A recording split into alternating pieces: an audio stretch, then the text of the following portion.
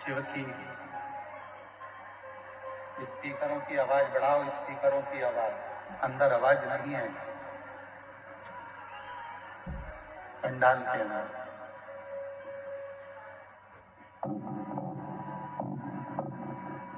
भगवान शिव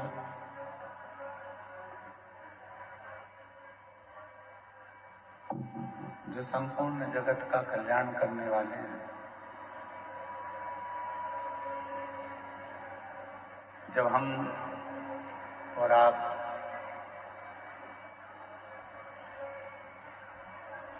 एक क्षण की भी भगवान शिव की पवित्र कथा का लाभ लेते हैं या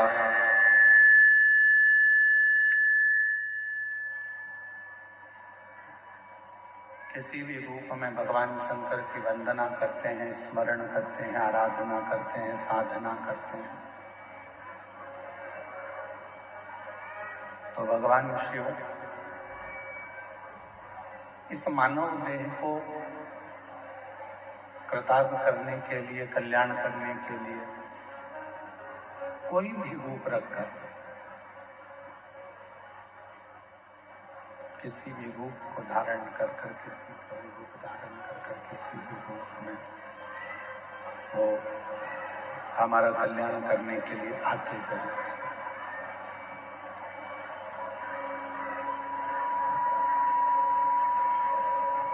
ईश्वर परमात्मा कभी भी अपने मूल स्वरूप में प्रकट नहीं होता। ईश्वर जब भी आता है, परमात्मा जब भी आता है,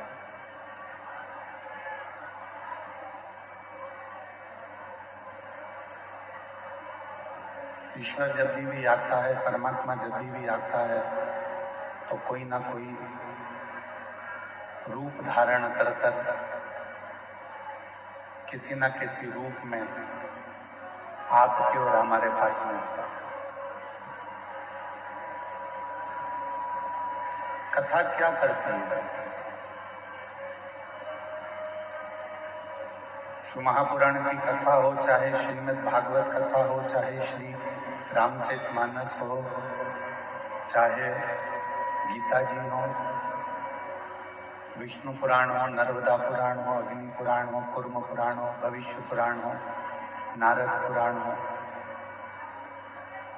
ये जितने भी पुराण हैं, जितने भी शास्त्र हैं, जितने भी वेद हैं, ये सारी पुराणे, ये सारे शास्त्र, ये सारे वेद करते क्या है? तो कहा ये सारे वेद, शास्त्र, पुराण जितने भी हैं, ये सब हमको ईश्वर की पहचान करना बताता है, परमात्मा की पहचान करना बताता है।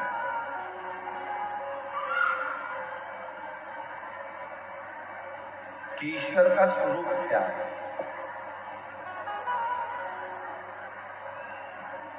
पीछे आवाज नहीं आ रही है, जाके एक दो लोग तो खड़े हो जाओ। पंडाल में आवाज नहीं है, बक्से नहीं चल रहे हैं।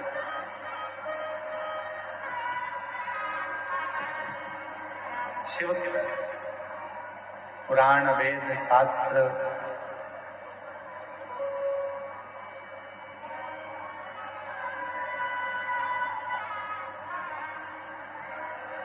ये जितने भी हैं, वो किसी ना किसी रूप में हमको ईश्वर की पहचान करना बताते हैं कि ईश्वर का स्वरूप क्या है। और हम ईश्वर को जाने कैसे, हम उस परमात्मा को पहचाने कैसे।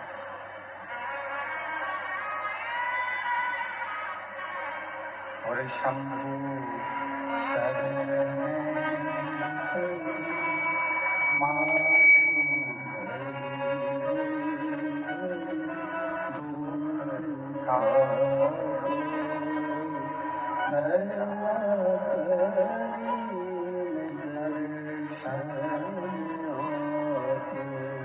हम ईश्वर को जानेंगे कैसे, हम ईश्वर को पहचानेंगे कैसे, हम शंकर को पहचाने कैसे?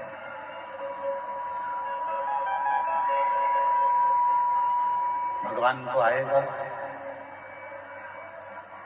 हमारे दुख को मिटाने के लिए, हमारे कष्ट को मिटाने के लिए, हमारी तकलीफों को दूर करने के लिए।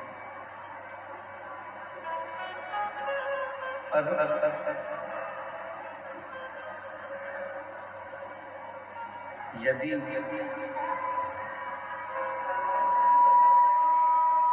मान लो परमात्मा आ भी जाए तो हम उसको पहचाने कैसे? और यही संवाद रामचरितमानस के अंतर्गत भी आया, यही संवाद।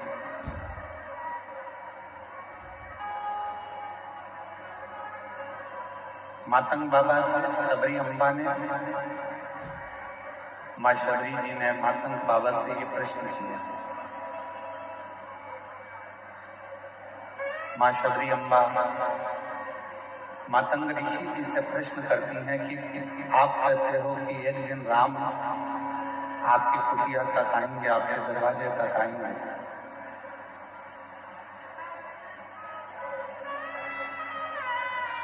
एक दिन परमात्मा आपके दरवाजे तक आएगा,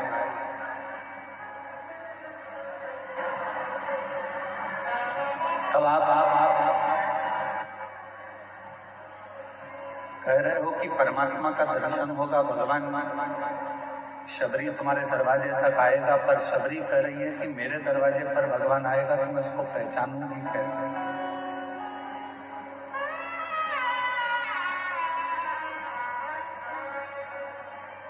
जब भगवान हमारे दरवाजे पर आएगा तो मैं उसको जानूंगी कैसे?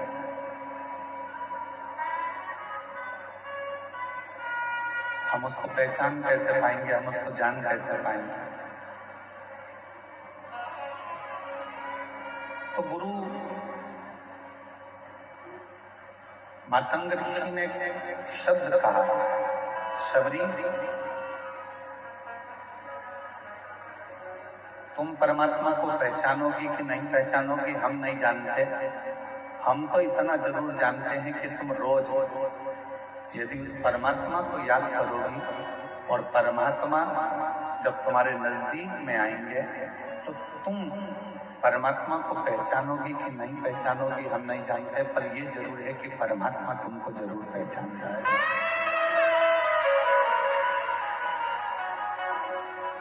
भगवान तुमको जरूर पहचानेगा, परमात्मा तुमको जरूर जान जाएगा। हम क्या प्रयास करते हैं कि हम ईश्वर को जानें? हम क्या प्रयास करते हैं कि हम भगवान को जानें?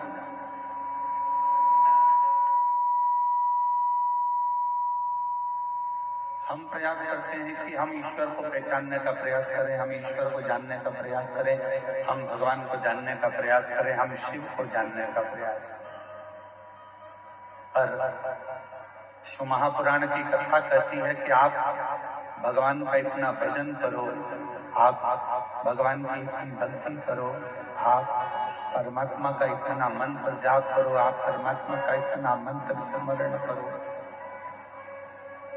आप भगवान का इतना नाम जाप करो, इतना स्मरण करो कि आप भले ईश्वर को ना जान पाए पर ईश्वर आपको पहचान जाए कि ये मेरा भक्त है जो दिन रात मुझे पुकारता रहता है।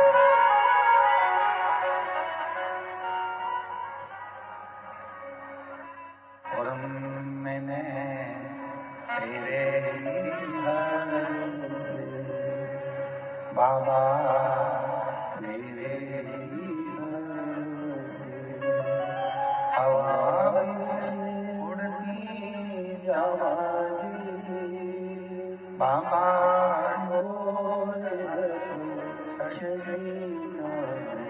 कटी जावागी बोले शंभो मैं हवा बिच उड़दी जावांगी बाबा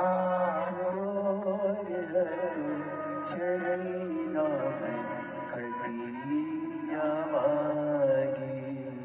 हम ईश्वर को जाने ना जाने, पर जब हमारी भगवान शिव के प्रति अविरल भक्ति उत्पन्न हो जाए, जब हमारे भजन का बल बढ़ जाए, तो वो ईश्वर हमको जरूर जाने। एक बड़ी सुंदर कथा आती है। यदि आप लोग द्वारका गए हो, द्वारकाधीश का यदि आपने सौराष्ट्र में जाकर दर्शन किया, गुजरात में जाकर जब यदि आपने द्वारकाधीश का दर्शन किया है, तो वहां एक गोवत्स तीर्थ है।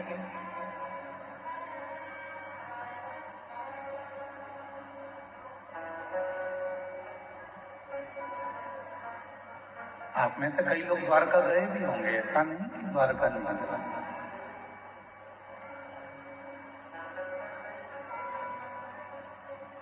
यदि आप लोगों में से कोई द्वारका गया होगा तो वो गोवत्स तीर्थ भी जरूर गया होगा। एक द्वारका के नजदीक में गोवत्स तीर्थ है।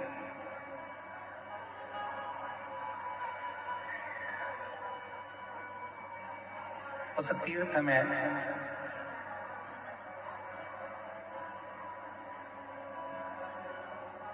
पूर्व में एक बलाहक नाम के राजा हुए, और बलाहक नाम के जो राजा थे,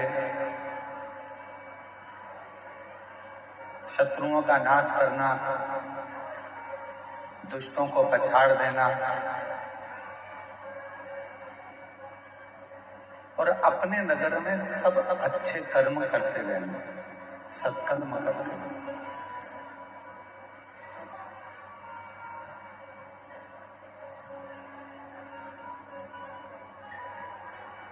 बलाहक नाम के जो राजा हुए हैं, वो बलाहक नाम के राजा पूरी नगरी में, पूरे नगर में भ्रमण करते हैं, घूमते हैं, और यदि किसी का कोई दुख है, कोई तकलीफ है, तो उसको समाप्त करते हैं।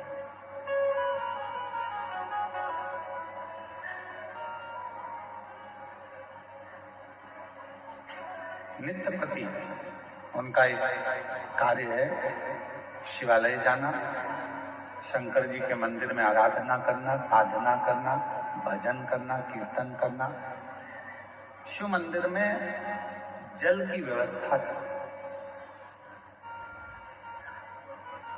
शिव महापुराण की उमा संहिता कहती है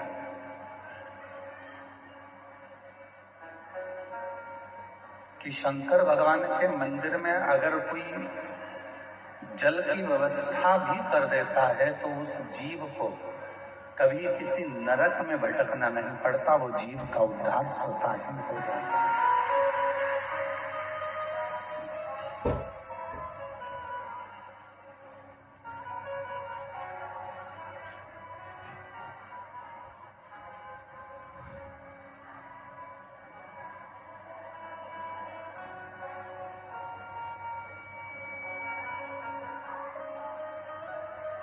किसी गौशाला में, किसी देवालय में, किसी शिवालय में, किसी तीर्थ में भूमि दान, अन्नदान, वस्त्र दान, मुद्रा दान, स्वर्ण दान, जितने जितने दुनिया के दान होते हैं, उस दान में एक सबसे बड़ा दान होता है जल का दान।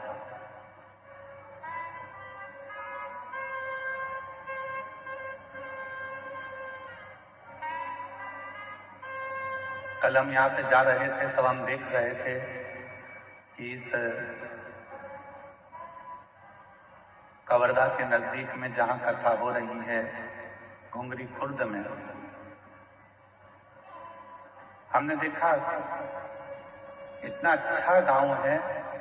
गांव के घरों के बाहर लोगों ने अपने अपने घर में से पानी भर भर कर एक एक लोटा रख दिया, गिलास रख दिया और पानी की बाल्टी भर कर रख दी, जिससे कोई पथिक आए, यात्री आए, श्रोता आए तो पानी पीकर चले।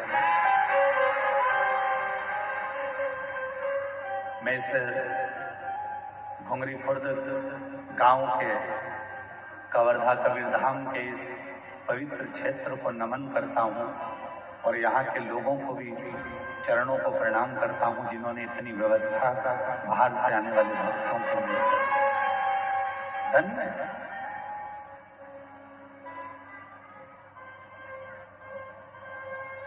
गौशाला में बहुत कुछ दान दिया चला, मंदिर में, देवालय में, शिवालय में बहुत कुछ दान दिया चला, और उसमें भी एक सबसे बड़ा दान है जल का दान।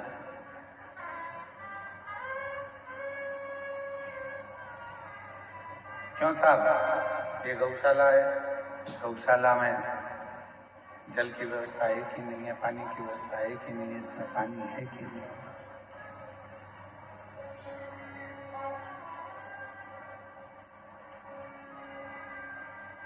यहाँ पानी की व्यवस्था चल नहीं रहे हैं, यहाँ पानी की व्यवस्था है कि नहीं है, जल की व्यवस्था है कि नहीं है? मूल है ना, शंभो शंभो शंभो शंभो शंभो शंभो शंभो शंभो।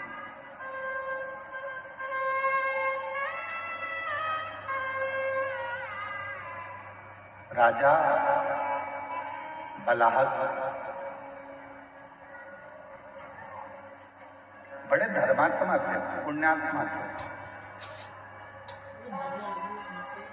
और जब बलाहक राजा बड़े पुण्यात्मा है, धर्मात्मा है, सत्कर्मी है, भजनावली है, कीर्तनी है, पूरे नगर में भ्रमण कर कर देखते हैं कि कोई दुखी तो नहीं, किसी को कोई तकलीफ तो नहीं है। बाहर की आवाज अंदर आ रही है पर अंदर की आवाज अंदर नहीं आ रही है। कोई तकलीफ तो नहीं है, कोई कष्ट तो नहीं है।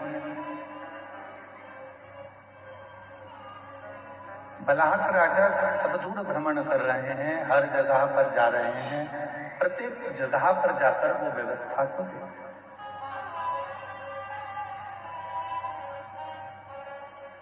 और उनका एक नियम बड़ा विचित्र है कि शिवालय में, देवालय में, तीर्थ में जल की व्यवस्था कर, पानी की व्यवस्था। इसीलिए हम इस घुंगरी खुर्द गांव के सभी श्रोताओं को और घुंगरी खुर्द गांव में रहने वाले सभी ग्रामीण वासियों को बहुत बहुत प्रणाम करते हैं कि आप लोगों ने जल की व्यवस्था करी, जो हमारी शिवपुराण कहती है। शिवपुराण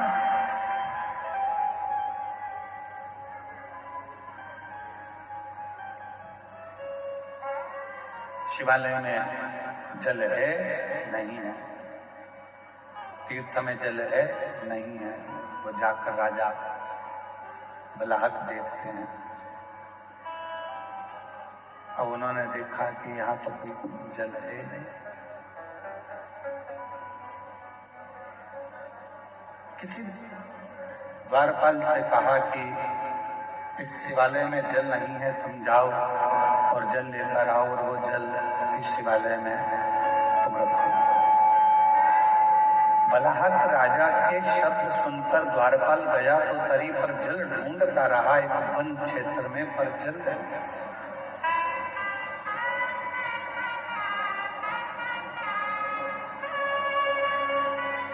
बहुत सुंदर कथा है, अगर आप लोग ध्यान देंगे तो मार्गशीर्ष मास की यह पवित्र कथा का लाभ आपके जीवन को सुख प्रदान करेगा।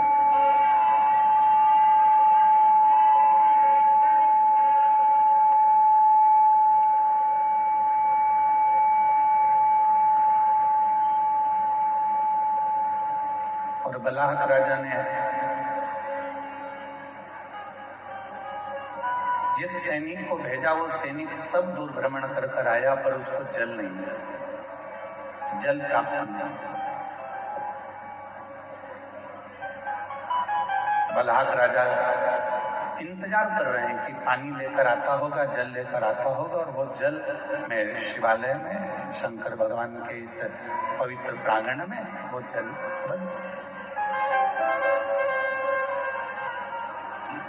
सैनिक आया। बलहाक राजा ने पूछा क्यों? तुम्हें जल लेने के लिए भेजा था, तुम जल लेकर नहीं आए? महाराज, पूरे जंगल में मैं घूम कर आया हूँ, पूरा जंगल में देख कर आया हूँ, पर कहीं पर भी मुझे जल प्राप्त नहीं मिला।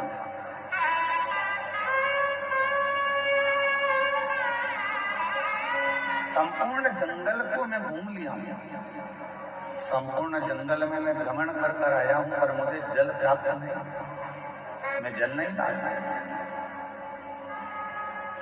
बलहाक राजा के मन में आया कि अब मैं जल लेकर आया। शिव का परम उपासक, भगवान शंकर की आराधना करना, साधना करना, उपासना करना, भक्ति में डूबे रहना, ये उसका नियम था।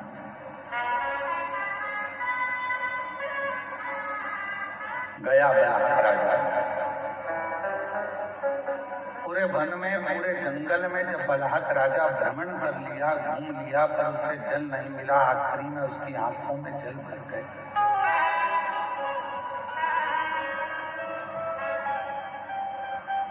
अब किससे कहूं,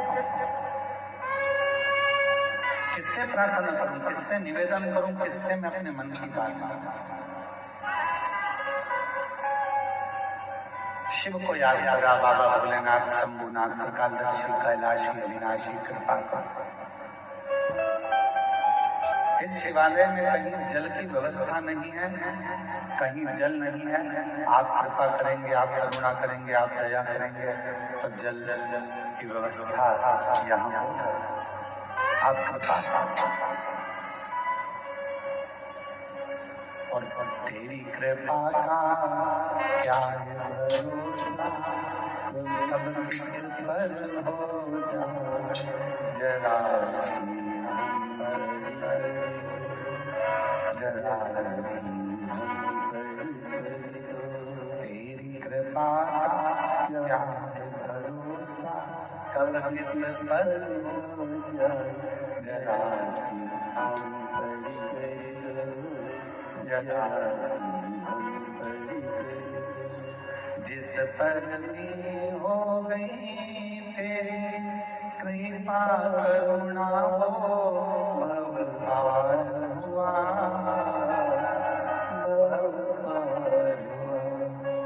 पापी हो जाए जितना उसका भी बाबा उद्धार हुआ।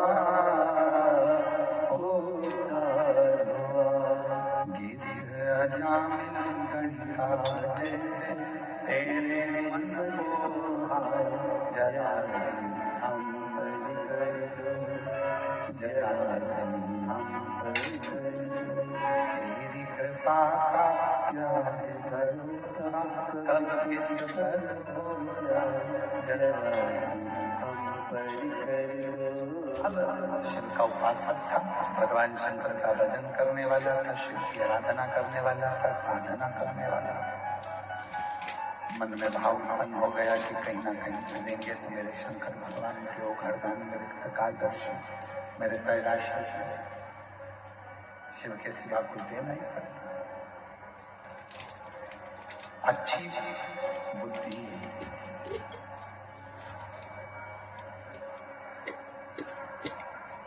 अच्छी बुद्धि, अच्छा चित्त, अच्छा व्यापार, अच्छा व्यवहार, अच्छा परिवार बिना शिव की कृपा के किसी को मिल ही नहीं सकता। किसी को प्राप्त ही नहीं हो सकता। आपकी बुद्धि सही चल रही है, आपका विवेक सही है, आपके विचार सही है, आपका परिवार सही है, आपके व्यापार सही चल रहा है, व्यवहार सही चल रहा है, परिवार सही चल रहा है, तो समझ लेना कि मेरे देव आदित्य महादेव की आप पर कृपा होना प्रारंभ हो गई, करुणा होना प्रारंभ।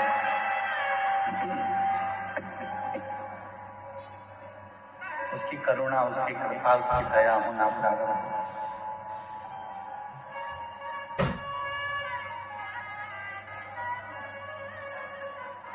राजा बलहा के उसी समय पर राजा बलहा की बुद्धि में एक बात आ गई।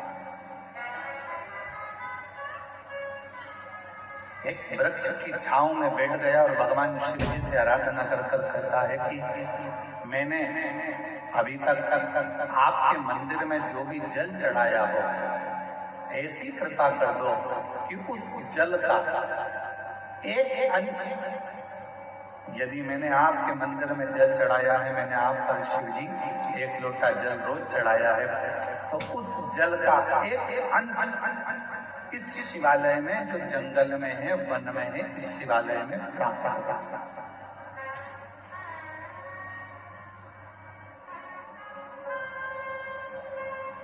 और आज कहने में पीछे नहीं हटेंगे, हम सबसे एक बात जरूर करेंगे।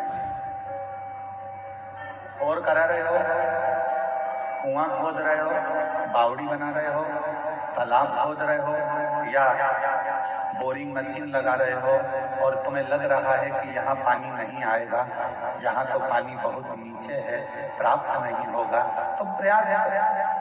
यदि आपने रोज भगवान शिव को 1 साल, 1.5 साल, 2 साल लगातार शंकर भगवान के मंदिर में जाकर, शिवालय में जाकर अगर 1 लोटा जल चढ़ाया है, तो आप भी बोर लगाते समय, कुआं खुदवाते समय, बावड़ी बनाते समय, जल निकालते समय भगवान से प्रार्थना कर कर कह सकते हो कि मैंने जो आपको 1 लोटा जल चढ़ाया है, हे शंकर भगवान कृपा करना, उसका एक अंश गंगा मैया से कहकर इस भूमि पर निकाल देना, जिससे ये जल प्राप्त हो, ये जल प्राप्त हो। ऐसी कृपा करो, ऐसी करुणा करो, ऐसी दया करो।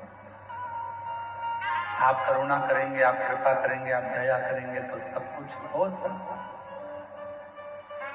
आप कृपा करो, आप दया करो।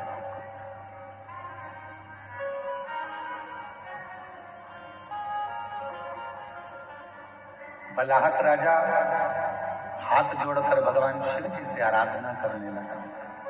मैंने जो आपको जल चढ़ाया है, उसका एक अंश, मात्र एक अंश, जो मैंने जल चढ़ाया है उसका मात्र एक अंश का फल आप मुझे दे दीजिए। और ये जो शिवालय है वन में, इस शिवालय में जल प्राप्त हो जाए, इसकी कृपा कर। और कहते हैं जब प्रेम अनंत हो जाता है तो रोम रोम संत हो जाता है।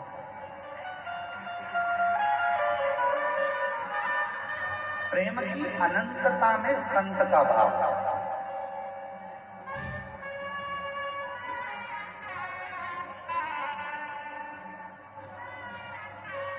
हम श्री गणेश प्रसाद तिवारी जी को साधुवाद देंगे, उनकी धर्म पत्नी श्रीमती नेहा तिवारी जी को भी साधुवाद देंगे और उनके बेटे आशीष तिवारी को भी साधुवाद देंगे।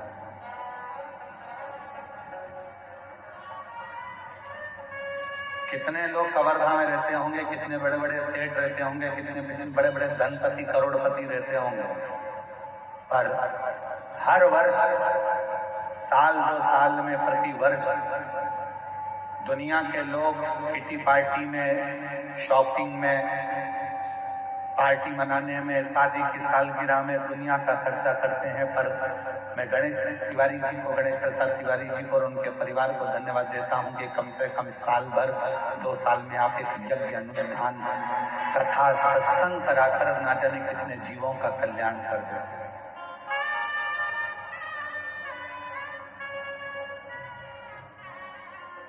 कई लोग ऐसे हैं, कवर्धा ही नहीं, कवर्धा के आसपास के क्षेत्र में भी कई लोग ऐसे होंगे जो अच्छे पद पर भी होंगे, कुर्सी पर भी होंगे, प्रतिष्ठा में भी होंगे, यश भी होगा, धन भी होगा, वैभव भी होगा, सत्ता भी होगी, सब कुछ होगा, पर अच्छा कर्म नहीं कर पाएंगे। क्यों? क्योंकि ललाट पर लिखा कर लेकर नहीं आए। जिसको भगवान ने ललाट पर लिख कर भेजा है वही सत्कर्म कर सकता है, वही श्रेष्ठ कर्म कर सकता है।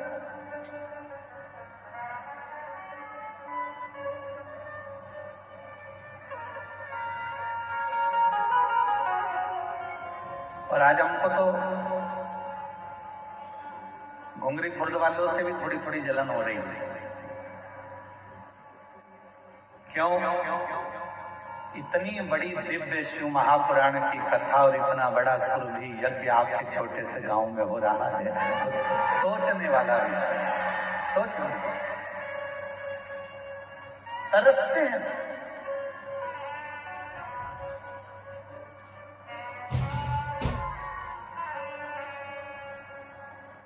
कई कवर्धा वाले तो सोच में पड़े होंगे, कहाँ जा रहे हो?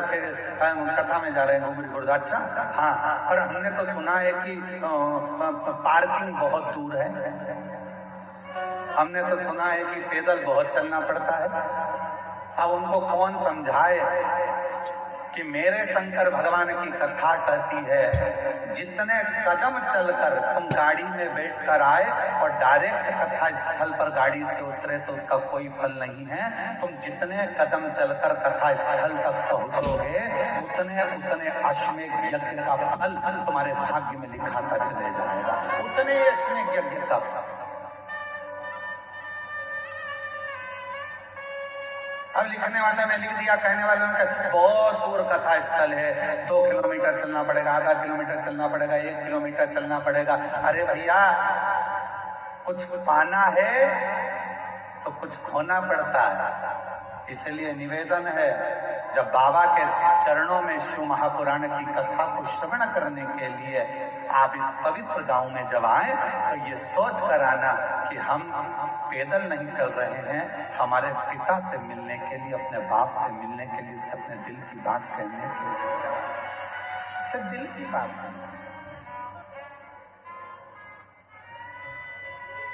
अब कोई कहे कि वहां पर टेंट लगा है, पूरा टेंट भरा पड़ा हुआ है, जगह नहीं है बैठने की, तो खुश हो। अरे प्रसन्न होइए। 4 दिन के अंदर अगर किसी के घर में शादी पक्की हो जाए तो 50 लोगों की शादी करने के लिए पसीने छूट जाते हैं, और 4 दिन में ये कथा पक्की हुई और 4 दिन के अंदर ये कथा का रिश्ता।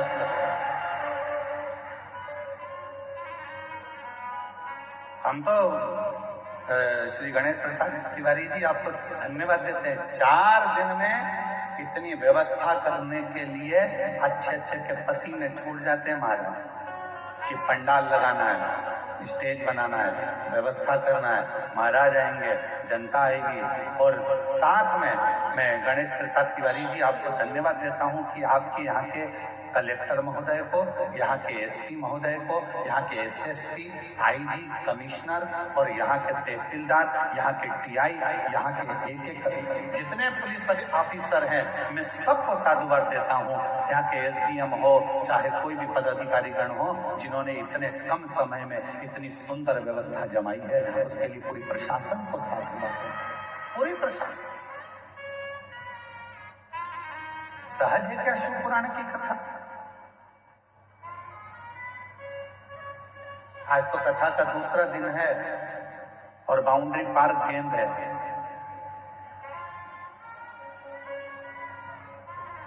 चौथे और 5वें दिन तेरा क्या होगा रे कालिया? समझना,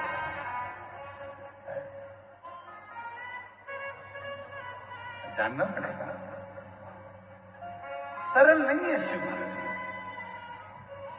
थोड़ा तपना पड़ेगा, साधना पड़ेगा, स्मरण करना पड़ेगा, उसके चरणों में बैठना पड़ेगा, उसके सामने जाकर उसके पंडाल में बैठकर जब हम उससे अपने दिल की बात कहेंगे तो वो सुने। सरल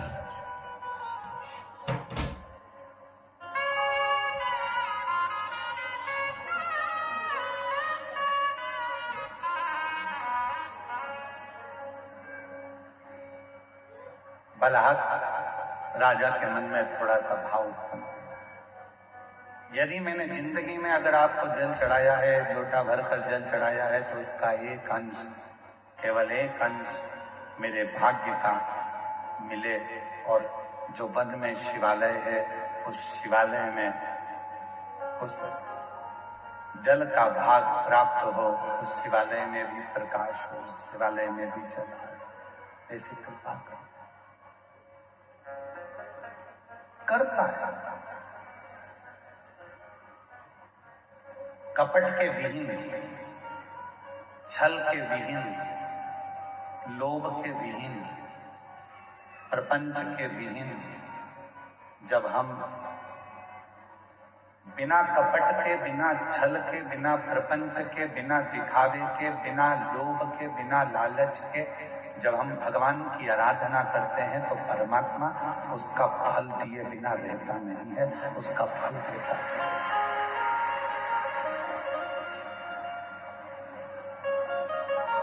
जैसे प्यार और उधार दो चीजें हैं।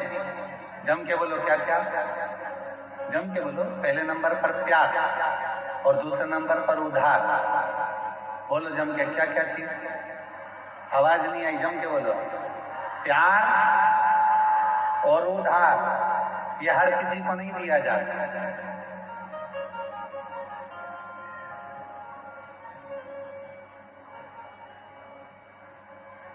प्यार भी हर किसी को नहीं दिया जाता और उधार भी हर किसी को नहीं दिया जाता।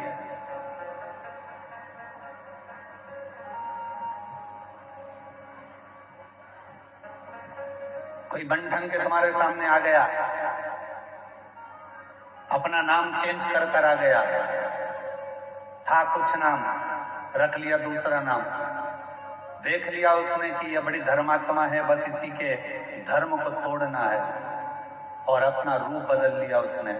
थोड़े समय के लिए माथे पर उसने तिलक भी लगा लिया, थोड़े समय के लिए उसने हाथ में माला भी पहन ली, और थोड़े समय के लिए उसने तुमको 25-50 रुपए का पेट्रोल डलवा कर तुम्हें घुमा भी लाया, 20 रुपए की चाउमीन भी खिला दी।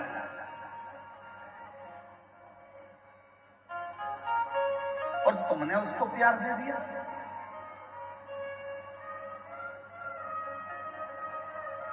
प्यार और उधार हर किसी को नहीं दिया जाता।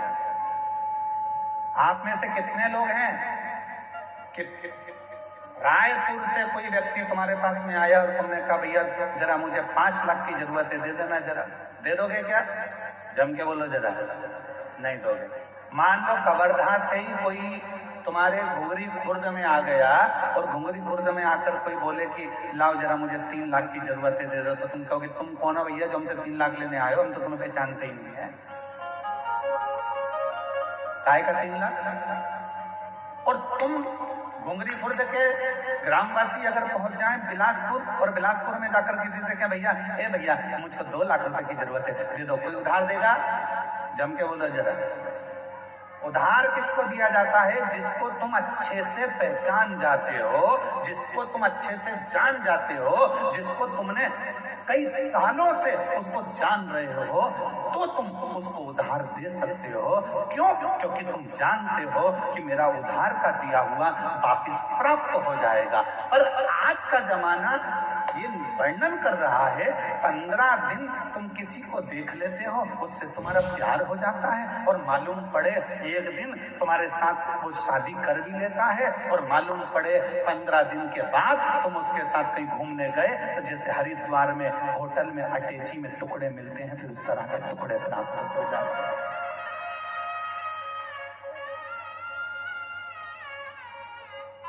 उधार देने से पहले हमने देखा कि कितना समय पुराना है, कौन है, हम इसको इतने साल से जानते हैं, हम इतने साल से पहचानते हैं, तब हमने उसको उधार दिया कि हमारा उधार प्राप्त हो जाएगा। उधार भी 50 बार सोच कर दिया जाता है, और प्यार भी 50 बार सोच कर दिया जाता है। ये हर किसी को नहीं दिया जाता जो तुम्हारे टुकड़े कर कर कहीं फ्रिज में भर देता है। हर किसी के लिए उधार भी नहीं है, हर किसी के लिए प्यार भी नहीं। सोचिए, विचारिए।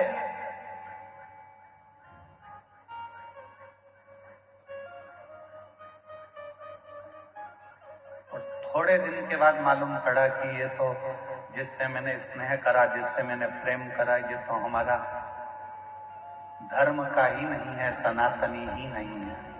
दिल टूट गया, हृदय।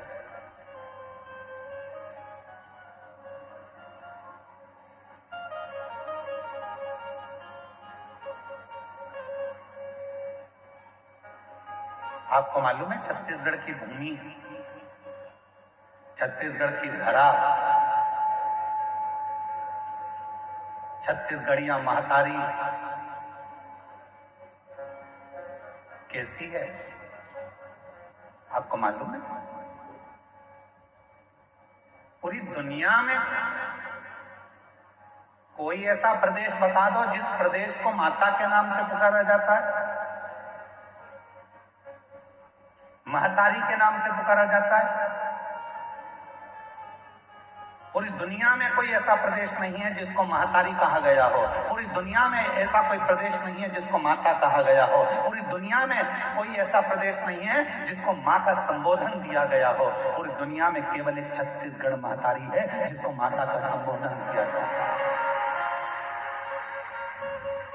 जिसको माता का संबोधन दिया। क्यों? क्योंकि माता का स्वभाव क्या होता है? माता का स्वभाव क्या है? माँ का स्वभाव क्या है? माँ का क्या स्वभाव होता है?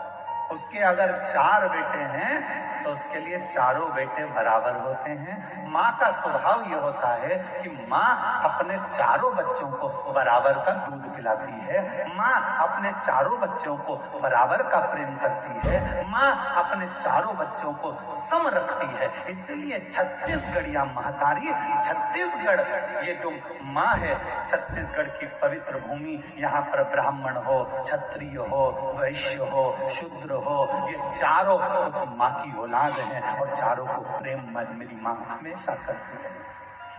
यहाँ जो आया, छत्तीसगढ़ की भूमि पर जो आया, मेरी माता ने उसको प्रेम दिया। मेरी माता ने उसको स्नेह दिया।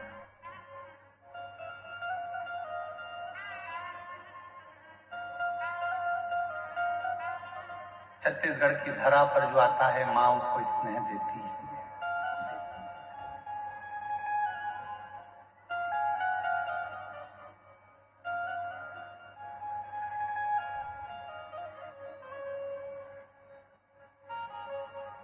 यहाँ बड़े से बड़ा राजनेता भी आएगा तो एक पल आकर जरूर कहेगा कि हमको जो मिला छत्तीसगढ़ की भूमि से मिला। यहाँ बड़े से बड़ा अगर अधिकारी भी आएगा तो कहेगा ये छत्तीसगढ़ की भूमि ने मुझको दिया है, क्योंकि ये प्रेम देते, स्नेह देते, समर्पण देते।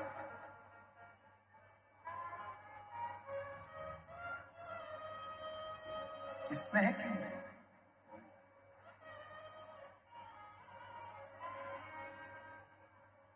शिव कथा कह रही है, शंकर भगवान की कथा कह रही है, आपको ईश्वर को नहीं ढूंढना है, ईश्वर आपको ढूंढना है। कल कथा में कहा था, 1 लोटा जल चढ़ाने वाले को परमात्मा ढूंढ लेता, ढूंढ। शिव की आराधना करने वाले को परमात्मा ढूंढ लेता। एक पत्र है, अच्छा है।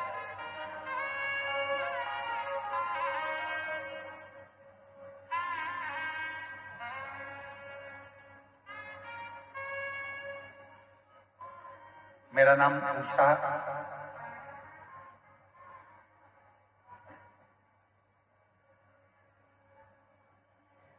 कश्यप है। मेरे पति मोहन सिंह जी कश्यप राजमहल चौक वार्ड नंबर 10 कवर्धा के रहने वाले हैं। कहीं बैठे हों तो हाथ हिला सकते हैं। अगर कहीं बैठे हों तो अपना हाथ हिला सकते हैं और एक बेलपत्र लेने के लिए आ सकते हैं। मेरा नाम उषा कश्यप है। मेरे पति का नाम मोहन सिंह कश्यप है। कहीं बैठे हों तो आ सकते हैं एक बेलपत्र लेने के लिए। राजमहल चौक, वार्ड नंबर 10, कवर्धा की रहने वाली है। पत्र एलईडी पर चल रहा होगा, आप लोग साथ में हमारे पढ़ सकते हैं। गुरुदेव, एक लोटे जल रुद्राक्ष की महिमा और पशुपति व्रत का वर्णन करना चाहते हैं। मेरा बेटा 4.5 साल तक नहीं बोल पाता था, ना ही समझ पाता था। गुरुदेव, उसको डॉक्टरों को भी दिखाया, पर वो ना बोल पाता ना समझ पाता। 4.5 साल का हो गया गुरुदेव, ना वो बोल पाया ना समझ पाया। डॉक्टर कहते थे उसकी बुद्धि भी इतनी कार्य नहीं कर। तब आपकी कथा अप्रैल 2022 से मैं जुड़ी हूँ, आपकी कथा सुनती हूँ, मंदिर जाती हूँ, एक लोटा जल चढ़ाती हूँ। फरवरी 2023 में रुद्राक्ष महोत्सव में मेरे पति सीहोर गए, वहां से रुद्राक्ष लाए। रुद्राक्ष को तांबे के लोटे में डुबाती, शिव जी को चढ़ाती, चढ़े हुए जल को बेटे को पिलाती। 3 बार अपने बेटे के लिए पशुपति व्रत किए। गुरुदेव, आज मेरा बाबा ने ऐसी कृपा करी कि मेरा बेटा बोलता भी है, समझता भी है, अब स्कूल जाना भी चालू कर दिया है। बाबा की कृपा से अब वो स्वयं भी मंदिर जाता है, सफाई करता है, स्वयं भी मंदिर सफाई करता। ये शिव की कृपा, शंकर की कृपा, शिव की। एक लाइन अच्छी लिखी, आप और हम गुनगुनाते हैं, आप लोग भी पढ़िए, साथ में बोलिए। खाली न जाता कोई दर से तुम्हारे, खाली न जाता दर से तुम्हारे, मैं भी खड़ी हूँ नन्ही बाहें बसाए, अपने हृदय लगा लो, लगा लो, गिरा जा रहा हूँ, उठा लो, भोले अपने दर अब तो न टालो, गिरी जा रही हूँ, उठा लो।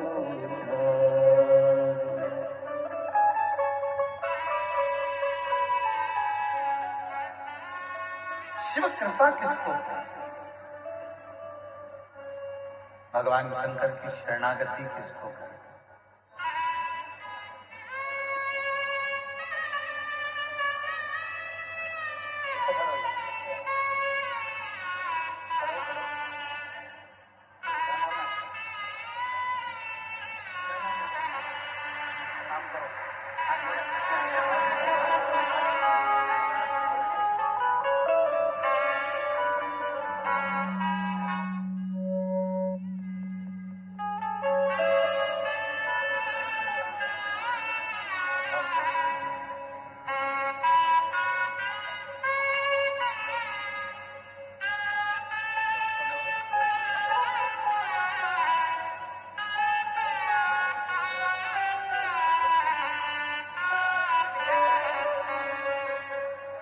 बोलता भी है, समझता भी है, और शिव कृपा से अब चलना फिरना सब उसका चालू। एक बार जोरदार ताली लगाकर साथ हर महा शिव कृपा शंभु की उदार। जितना भरोसा, जितना विश्वास, जितनी दृढ़ता आपके भीतर होती है, उतना परमात्मा आपके करीब में, परमात्मा उतना आपके नजदीक में। शिव को ढूंढने के लिए जाने की जरूरत नहीं है, शिव आपको ढूंढता है।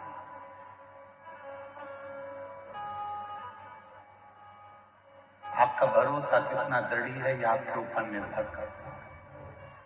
आपका विश्वास कितना दृढ़ है, यह आपके ऊपर निर्भर करता है। महाराज, बलहक नाम के राजा ने हाथ जोड़कर निवेदन करा और शिव जी ने गंगा की एक धार उस शिवालय में वन क्षेत्र में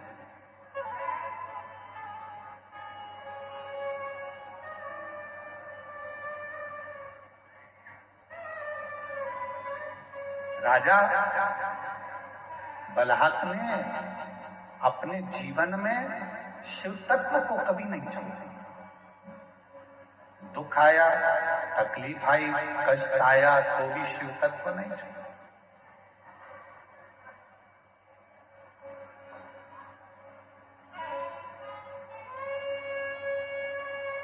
जरूरी नहीं कि सारा समय एक जैसा चले।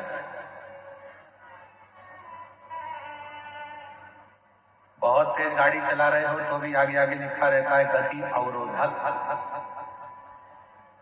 गति अवरोधक मतलब इसको देखकर थोड़ा सा अपनी गाड़ी को स्लो कर लीजिए, धीमा कर लीजिए।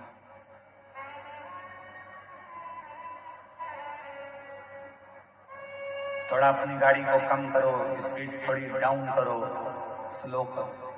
गति अवरोधक। शिव महापुराण की कथा कहती है कहीं शिवालय,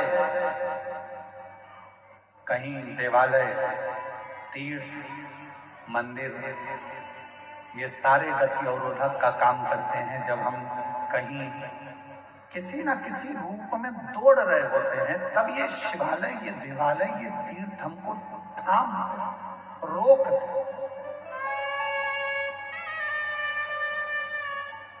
बहुत भटक लिया, भटकना क्यों? अब आया समय, राजा बलाहक ने कोई साधु, कोई सन्यासी, कोई तपस्वी, कोई साधक, कोई ब्राह्मण, कोई तपस्वी आवे, कोई शिव का भक्त आवे तो बलाहक उनको बड़े प्रेम से जलपान करा। बड़े और फिर निवेदन करूं इस व्यासपीठ के माध्यम से कि उधार भी सोच कर दो और प्यार भी सोच कर दो। 50 बार विचार करिए, 50 बार, हजारों हजार बार विचार करिए, तब जाकर किसी को उधार दीजिए। और हजारों बार विचार कर लो कि ये व्यक्ति तुम्हारे लायक है कि नहीं है।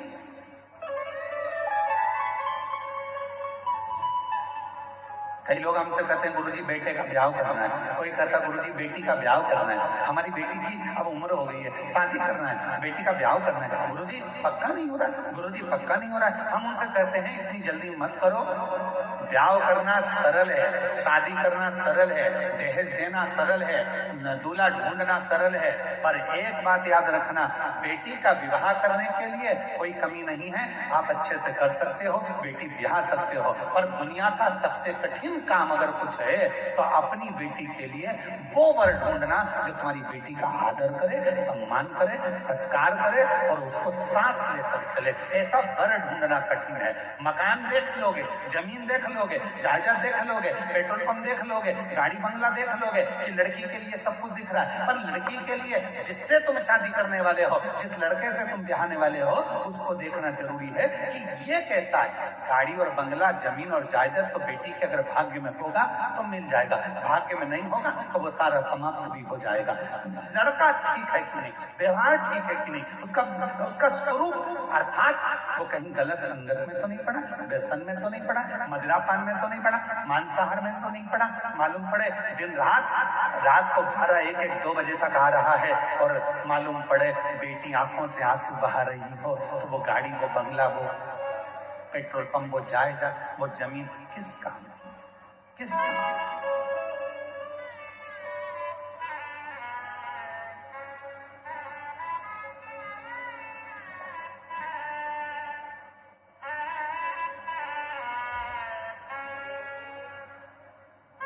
बलहक राजा ने विचार किया,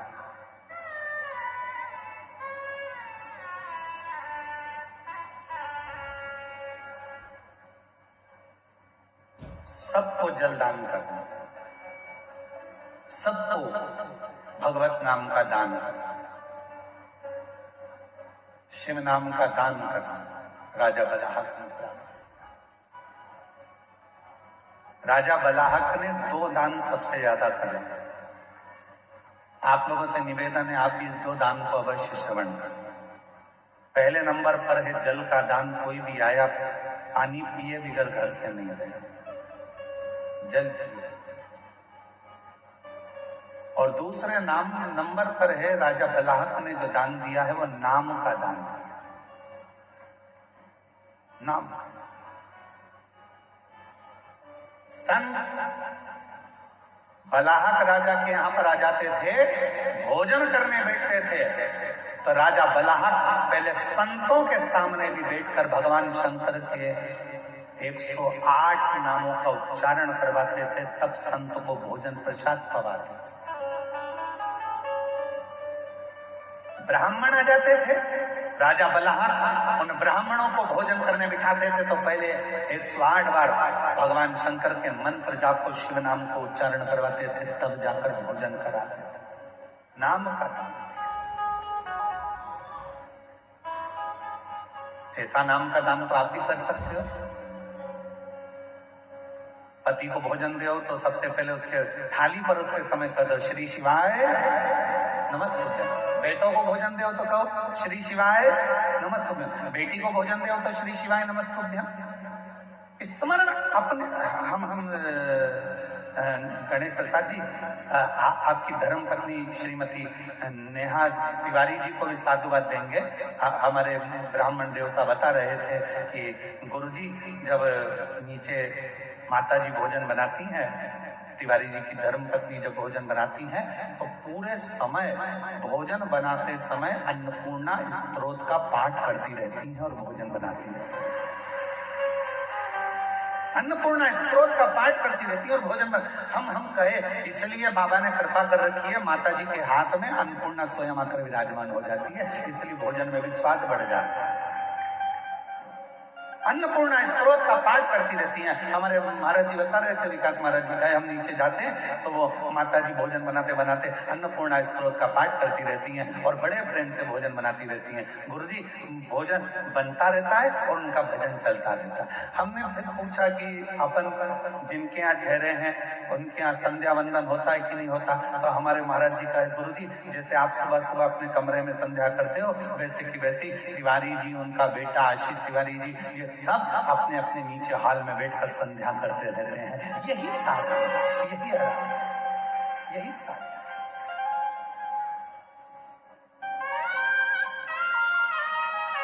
इसी को साधना। और हम सबसे जितने छत्तीसगढ़ वासी इस कथा को श्रवण कर रहे हैं, जितना देश विदेश का भक्त इस महापुराण की कथा को सुन रहा है, जितने पूरे भारत की भूमि के नहीं विदेश के भी श्रोता इस पवित्र कथा को आस्था चैनल के माध्यम से श्रवण कर रहे हैं, जितने फेसबुक यूट्यूब पर कथा को श्रवण कर रहे हैं, जितने गांव से आए हुए ये लाखों शिव भक्त जो जहां तहां, कोई ट्रैक्टर पर चढ़कर, कोई ट्राली में बैठकर, कोई रोड पर बैठकर, कोई दुकानों में बैठकर, कोई टीन की छांव में, कोई पेड़ की छांव में, कोई बल्ले पर, कोई मकान की छतों पर बैठकर जो कथा को श्रवण कर रहे हैं, उन सब से कहेंगे एक नियम अपन भी बनाओ। अपन कुछ नहीं दान दे सकते तो भगवान के नाम का दान देना चालू करो। कोई भी मिल जाए श्री शिवाय नमस्तुभ्यं, हर हर महादेव। भोजन दे रहे हो श्री शिवाय नमस्तुभ्यं, बेटी भोजन कर रही है श्री शिवाय नमस्तुभ्यं। किसी को भी अगर हम केवल नाम का भी दान देते हैं तो वो नाम का दान भी हमारे जीवन को सुख प्रदान कर जाता है, आनंद प्रदान करता है। एक पत्र है, अच्छा है, देखिए।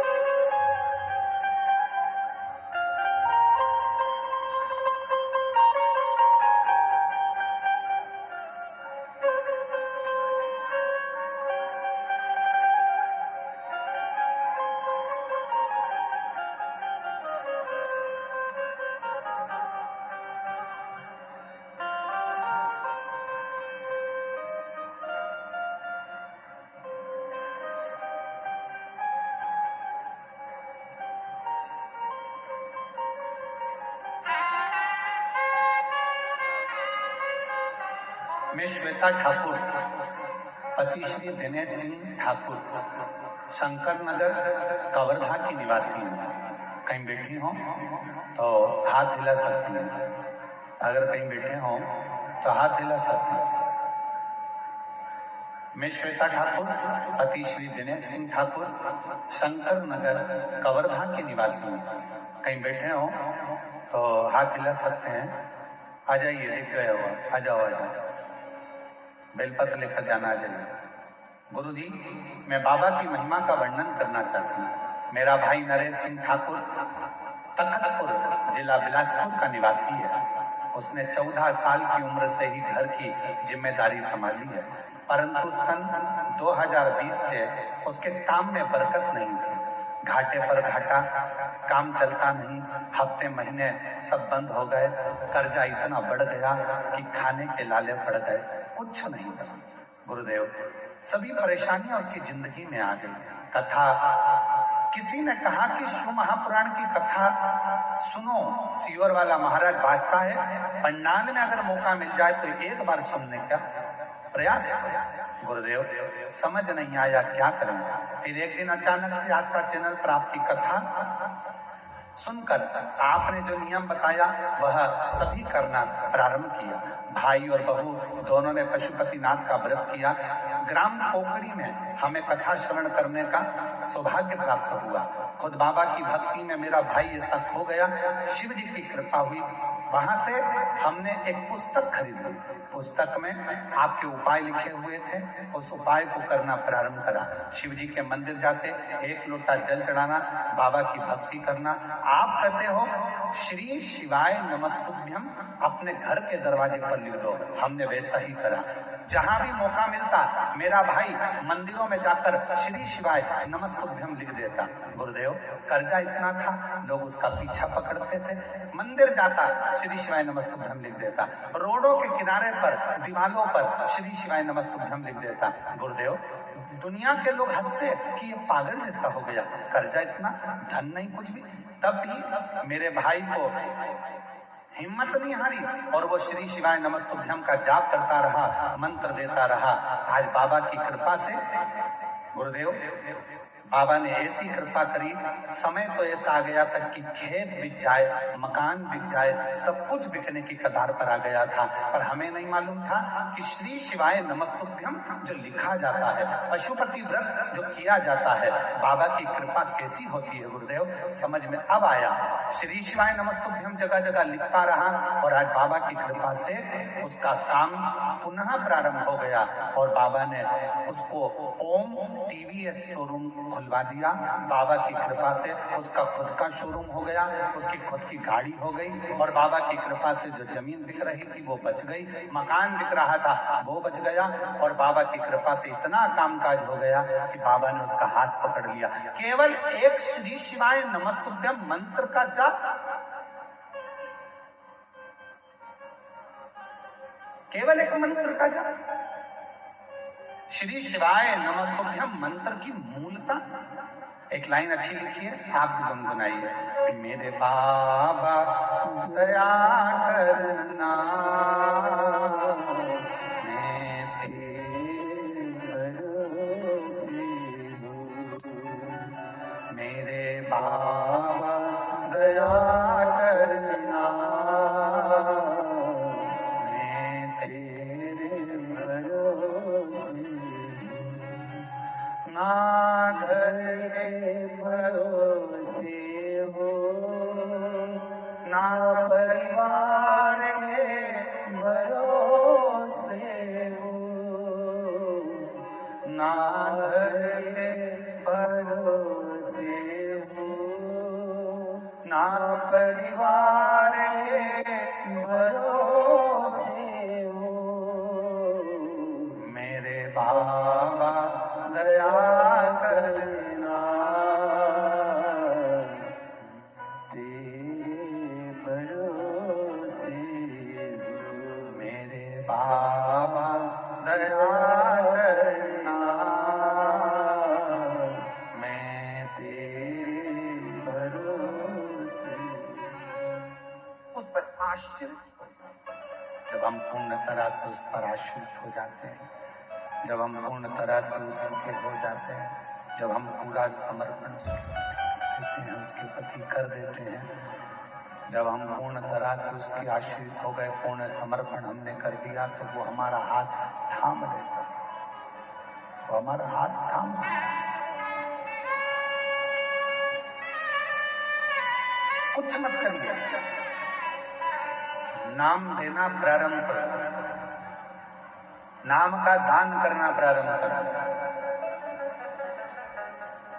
किसी से भी मिलो तो मुख से बोलना प्रारंभ कर दो, श्री शिवाय नमस्ते। फोन उठाओ तो हेलो हाय छोड़िए, श्री शिवाय नमस्ते हम बोलिए। पत्र लिखो तो उसमें पहला अक्षर श्री शिवाय नमस्ते। गुड मॉर्निंग लिखो तो उसमें सबसे पहला अक्षर श्री शिवाय नमस्ते। गुड नाइट लिखो तो उसमें पहला अक्षर श्री शिवाय नमस्ते। नाम दान दीजिए,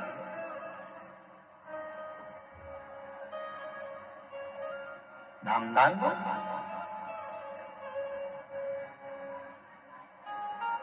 इससे बड़ा क्या दान हो सकता है? क्या दान होगा इससे? श्री शिवाय नमस्तुभ्यं, श्री शिवाय नमस्तुभ्यं, श्री शिवाय नमस्तुभ्यं,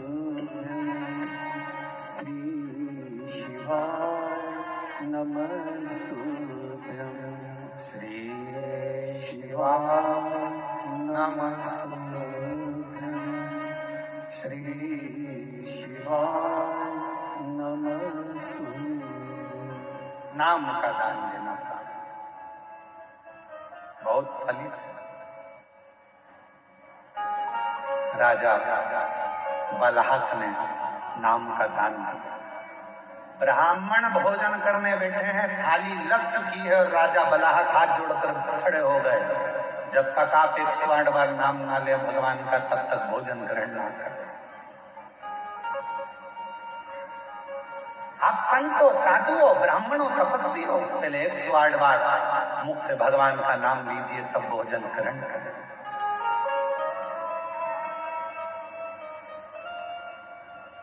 भोजन ग्रहण करें। इतने प्रसन्न भगवान शंकर हो गए कि एक बार शिव जी ने परीक्षा ली बलहक।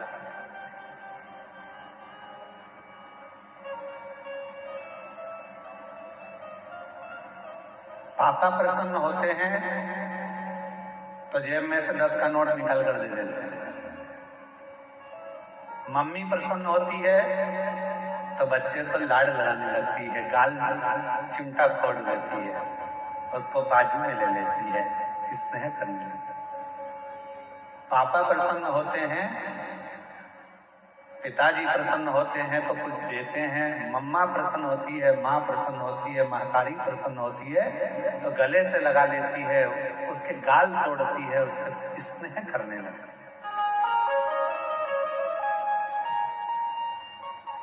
गुरु प्रसन्न होता है तो वर देता है, और मेरा परमात्मा जब प्रसन्न होता है तो परीक्षा लेता है। परमात्मा अगर प्रसन्न होते हैं तो पहले परीक्षा लेते हैं।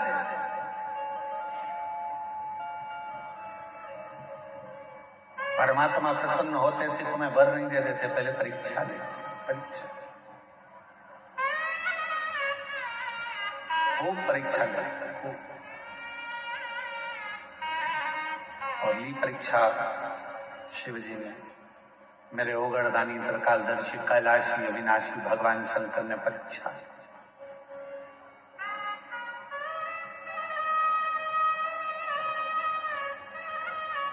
राजा बलहक शिकार करने के लिए, शिकार खेलने के लिए चला,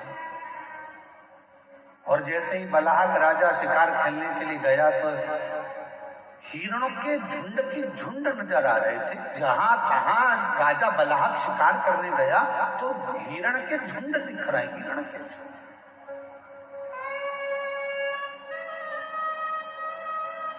झुंड पर झुंड नजर आ रहे।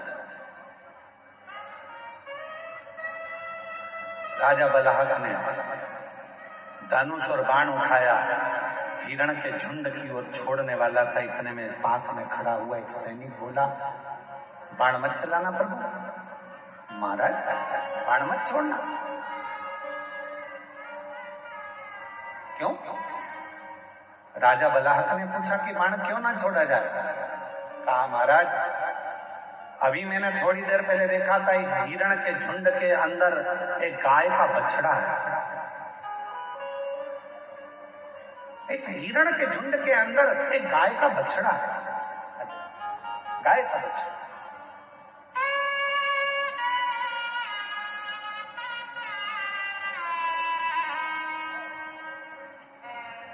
और जो जैसी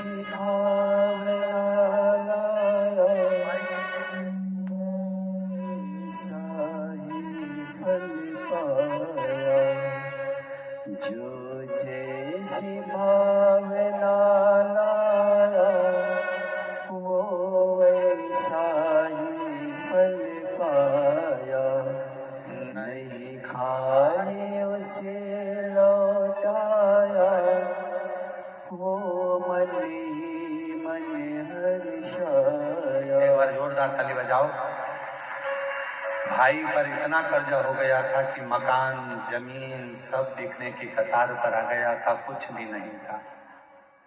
और बाबा की कृपा से पुनः फिर वापिस कौकड़ी की कथा पंडाल में बैठकर सुनी। वहां की मिट्टी को मस्तक चढ़ाकर बाबा से प्रार्थना कर कर गई थी। और शिव की कृपा से एक शोरूम डला, फिर दूसरा शोरूम डला, और शिव कृपा से बाबा ने हाथ पकड़कर खूब उन्नति की सीढ़ी पर चढ़ाया। शिव कृपा। जो जैसी भावना लाया वो वैसा ही फल पाया। नहीं खाली उसे लौटाया वो मन ही मन हर्षाया। और कर दिया माला माल काशी वाले लुटा दिया भंडार काशी वाले। लुटा दिया भंडार काशी वाले ने, लुटा दिया भंडार काशी वाले ने। ओ कर दिया माला माल काशी वाले ने लुटा दिया भंडार काशी वाले। जो जिस भावना से आए, जिस भाव से। राजन बलाहक राजा से सैनिक करे हिरण के झुंड में एक गाय का बछड़ा। गाय का बछड़ा बाण मत चला। गाय का बछड़ा मर जाए। तुमने बाण छोड़ा, मान लो हिरण को नहीं लगा और गाय के बछड़े को लग गया तो गाय का बछड़ा तो मर जाएगा। गाय के बछड़े के प्राण छूट जाएंगे। बाण नहीं चलाना। राजा बलाहक के मन में आया, हिरण के झुंड में और गाय का बछड़ा। हाँ, उसकी मां नहीं है क्या गाय की? बछड़े की माता नहीं है क्या? नहीं, बछड़े की मां गाय माता तो नहीं दिखी, गौ माता तो नजर नहीं, पर बछड़ा जरूर दिखा। चलो मैं चलकर देखा। बलाहक राजा आए और बलाहक राजा ने हिरण के झुंड को जो देखा तो हिरण का झुंड भागते भागते भागते भागते पेड़ों की छांव में झाड़ी में जाकर छुप गया। गाय का बछड़ा भी उसी में जाकर छुप गया। गाय का बछड़ा।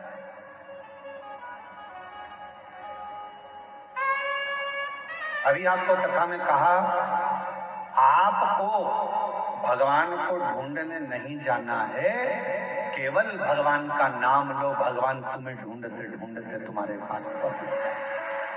परमात्मा तुम्हें नहीं जाना है, भगवान स्वयं आता है।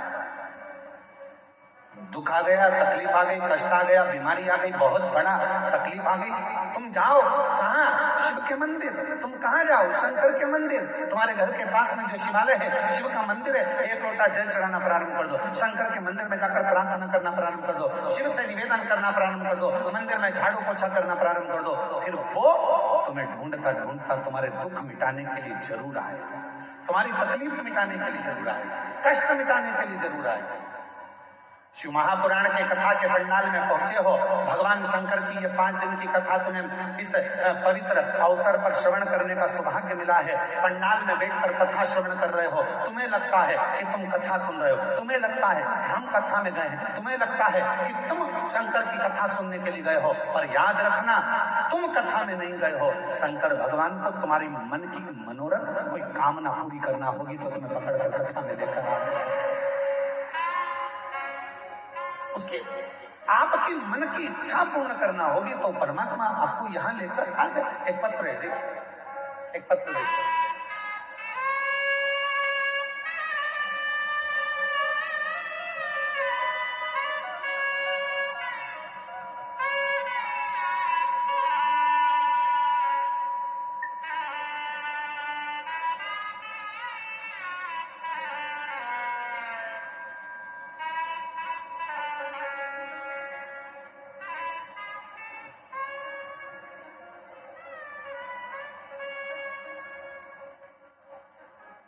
मेरा नाम पढ़ के बताओ जरा क्या लिखा है, थोड़ा क्लोज करो।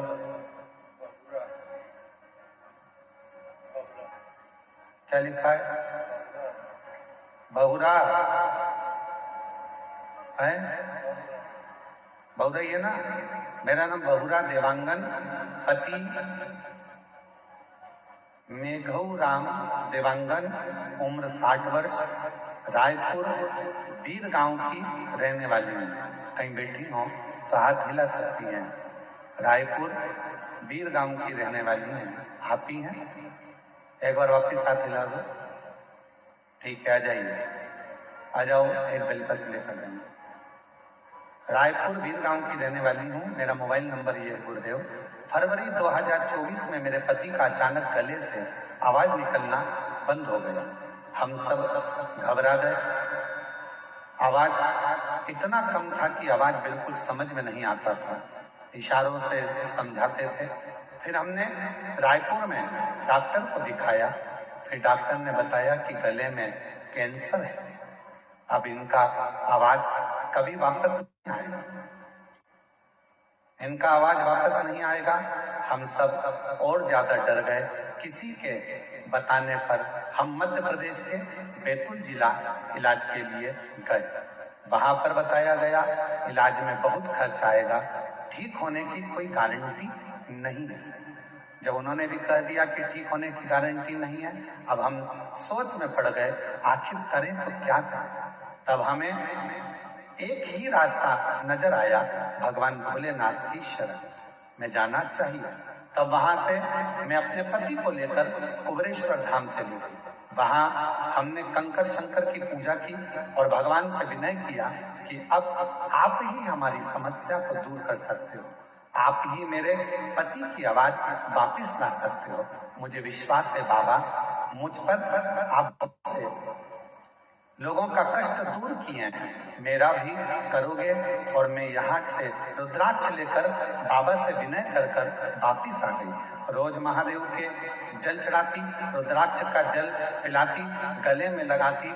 गुरुदेव जुलाई 2025 में जयंती स्टेडियम में भिलाई छत्तीसगढ़ में आपकी कथा हुई, जिसमें हम दोनों पति पत्नी पूरे 7 दिन कथा के पंडाल में रहकर कथा सुनी। कथा सुनकर उसी पंडाल की मिट्टी अपने गले में लगा लेते और भगवान से विनय करते, बाबा कैंसर जैसी बीमारी है, डॉक्टर मना कर दिए कि आवाज कभी नहीं आएगी, ठीक नहीं हो पाएंगे। हमने बैतूल भी दिखाया, आवाज नहीं आ रही है। बाबा इनकी आवाज खोल दो, रोग मिटा दो। पंडाल की मिट्टी गले में लगाते थे और भगवान से विनय करता। क्या बताऊं गुरुदेव, बाबा ने ऐसी कृपा करी, गले का कैंसर पूरी तरह से ठीक हो गया। और आवाज भी खुल गई। डॉक्टर को दिखाया, डॉक्टर कहते हैं इनको कैंसर नहीं है, बाबा को हम नमन करने के लिए आए हैं। शिव की कृपा किसको, शंकर की कृपा।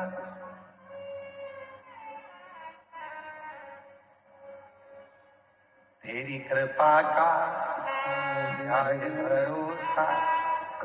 मेरा नाम बहुरा देवांगन, पति मेघूराव देवांगन, उम्र 60 वर्ष, रायपुर वीर गांव की रहने वाली है। शिव तत्व किसको कर,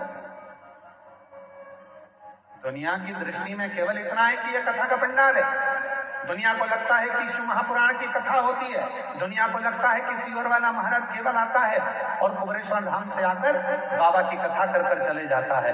पर सत्यता तो ये है कि ये कथा का केवल पंडाल नहीं है, यहाँ एक बेटी अपने बाप से, एक बेटा अपने पिता से, एक बहन अपने भाई से दिल की बात कहती है। जब हृदय से कहती है कि बोला सब दुख काटो महारा, तब मेरा देव अधिदेव महादेव उसके सारे दुखड़ों को काट देता है और श्री शिवाय नमस्ते हम बोलते बोलते अपने जीवन को सार्थक बना देता है। ये जीवन का एक आनंद है, ये जीवन का एक सुख है। उसको भजो, उसको जपो, उसका स्मरण करो।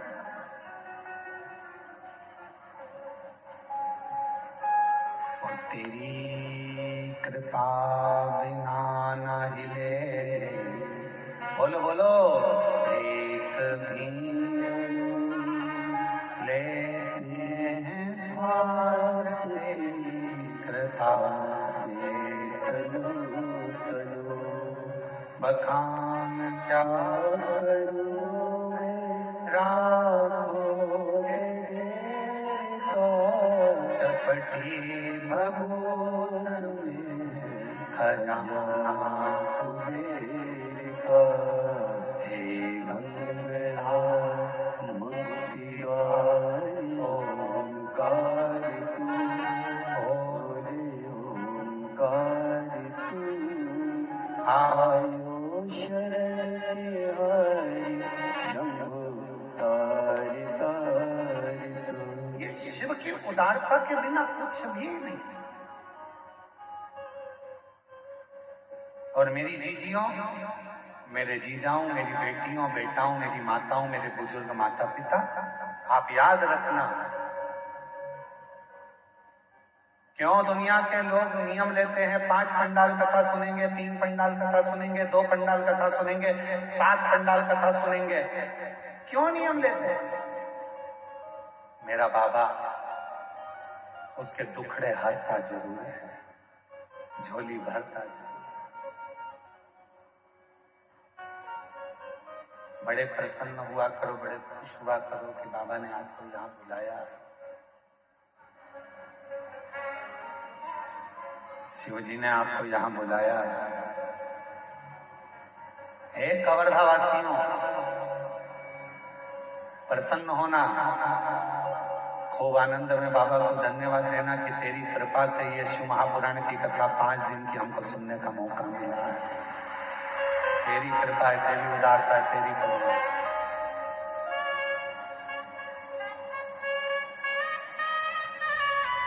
और उसकी कृपा के बिना हो नहीं सकता। महाराज बलाहक राजा को मालूम पड़ा कि हिरण के झुंड में एक गाय का बछड़ा भी है। हिरण के झुंड में एक गाय का बछड़ा है और वो गाय का बछड़ा कहीं तुम्हारे बाण चलाने से मर ना जाए।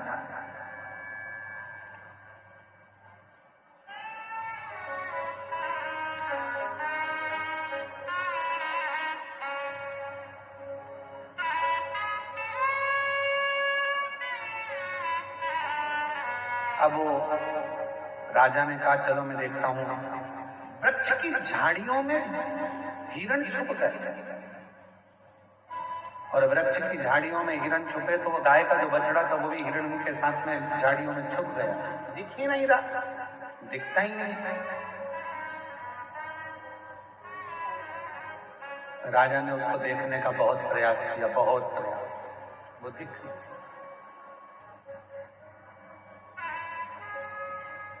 खूब ढूंढा, नहीं मिला। आखिरी में हिरण का झुंड दिखा राजा को,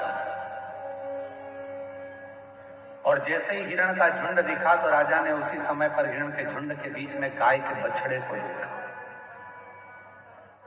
और गाय के बछड़े को देखा तो वो बड़ा सुंदर था, बड़ा बहुत।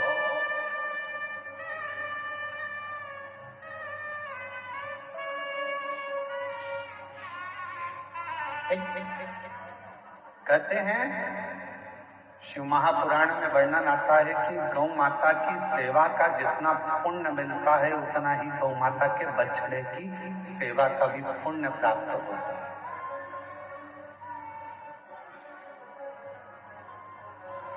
जो वृषभ है, बैल है, बछड़ा है, नंदी है, उसकी सेवा का भी बड़ा बड़ा।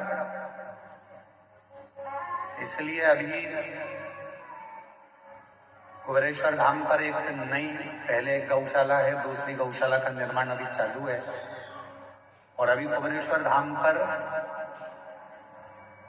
एक बड़ी दिव्य और भव्य नंदीशाला का भी निर्माण हो रहा है, जिसमें गाय के जितने भी बछड़े हैं, नंदी हैं, वृषभ है, वो एक स्थान पर रहे। उनको लोग रोड पर छोड़ देते हैं, बाजार में छोड़ देते हैं, वो वृषभ वो नंदी यहाँ वहाँ भटकते रहते हैं, घूमते रहते हैं। तो अब उनके लिए भी एक जैसे गौशाला होती है वैसे एक नंदीशाला का विशाल निर्माण, नंदीशाला, जहां पर नंदी रहकर आराम से संचरित घूमे फिरे, प्रसाद पाएं और अपना आनंद पाएं।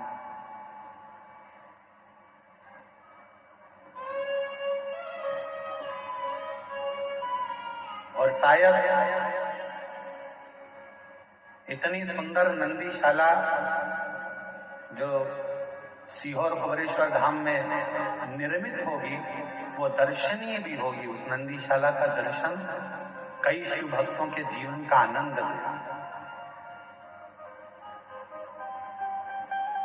मैं गणेश प्रसाद तिवारी जी को कहूंगा कभी आप सीहोर आएंगे तो हमारे यहाँ जो नंदी हैं, जितने भी हमारे यहाँ नंदी हैं, बड़े विशाल नंदी हैं, मतलब एक मनुष्य की हाइट से भी ज्यादा 1.5 हाइट के नंदी है।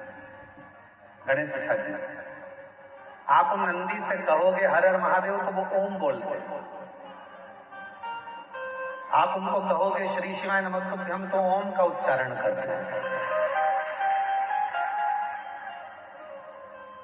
शायद पूरी दुनिया में ऐसे नंदी नहीं होंगे जो कुबेरेश्वर धाम की सुंदर गौशाला के अंतर्गत है। और बड़े विशाल, उनके पास खड़े रहने के लिए भी दम चाहिए, हिम्मत, हल्का फुल्का, और एक बार घुमना दे और लपक के तो सामने वाला भटक जाए इधर उधर। ऐसे ऐसे नंदी है। उच्चारण किया जाता हार हार महा, ऐसे नंदीशाला। तो यहाँ बलाहक जो राजा है, वो बलाहक राजा ने देखा कि मृगों के बीच में एक मृगों के बीच में एक गाय का बछड़ा, एक वृषभ है, एक गाय का छोटा सा बछड़ा।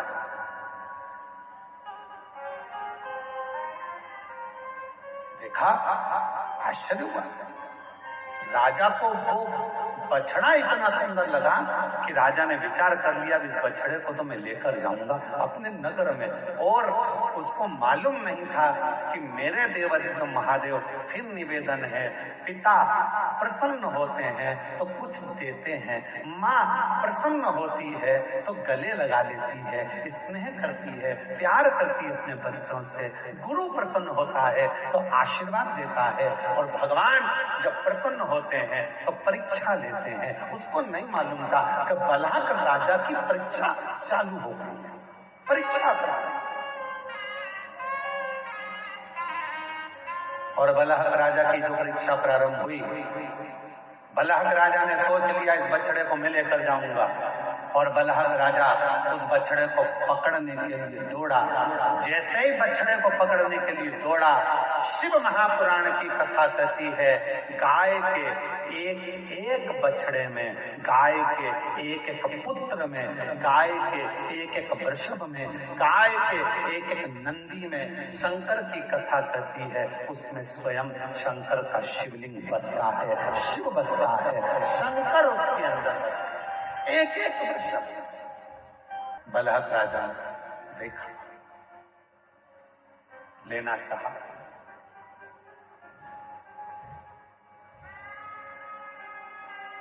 और जो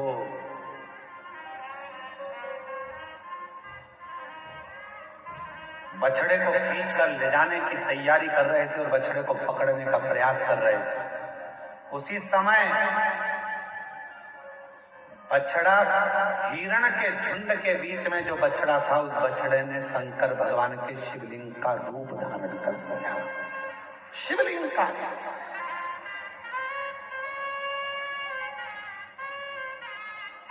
और मेरा निवेदन है पूरे श्रोताओं से, कभी द्वारकाधीश का दर्शन करने के लिए जाएं, कभी द्वारकानाथ का दर्शन करने के लिए सौराष्ट्र में, गुजरात में जाएं, तो गोवत्स तीर्थ जरूर जाएं।